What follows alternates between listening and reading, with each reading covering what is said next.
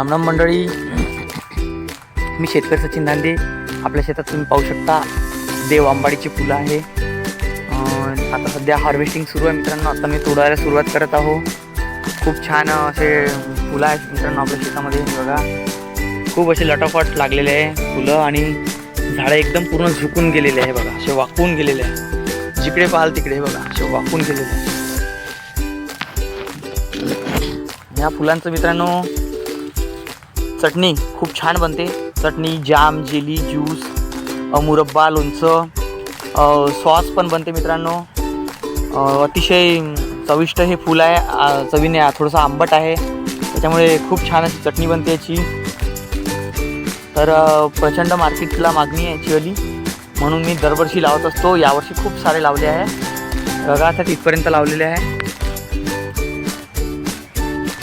हे तिथपर्यंत लावलेले आहे. इकडे इथपर्यंत लावलेले आहे.